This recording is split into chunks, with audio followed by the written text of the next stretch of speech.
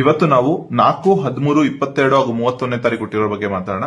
So ಇವರ ಬರ್ತ್ number ಬಂದು 4 represented by Rahu. Okay, so ಈ ಡೇಟ್ ಅಲ್ಲಿ ಹುಟ್ಟಿರೋರು ಯೂಶಲಿ ತುಂಬಾ ಹಾರ್ಡ್ ವರ್ಕಿಂಗ್ ಆಗಿರ್ತಾರೆ, ಹಾಗೆ ಡಿಸಿಪ್ಲಿನ್ಡ್ ಹಾಗೂ ಆರ್ಗನೈಸ್ಡ್ ಆಗಿರ್ತಾರೆ.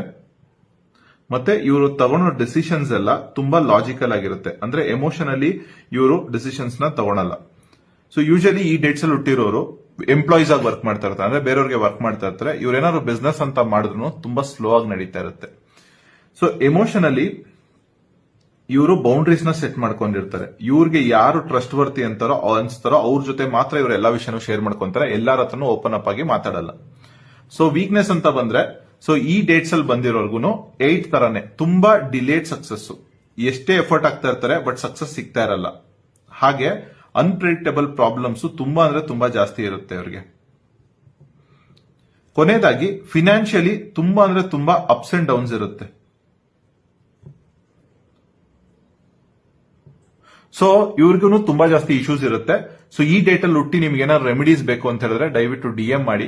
ಹಾಗೆ ಮುಂದಿನ ವಿಡಿಯೋಸ್ ಅಲ್ಲಿ ನಾನು ಕಂಪ್ಯಾಟಬಿಲಿಟಿ ಬಗ್ಗೆ ಹಾಗೆ ರೆಮಿಡೀಸ್ ಬಗ್ಗೆ ವಿಡಿಯೋ ಮಾಡಬೇಕು ಅನ್ಕೊಂಡಿದ್ದೀನಿ. ನಿಮ್ಗೆ ಅನ್ಸುತ್ತೆ ದಯವಿಟ್ಟು ಕಮೆಂಟ್ ಮಾಡಿ. ಓಕೆನಾ? Thank you.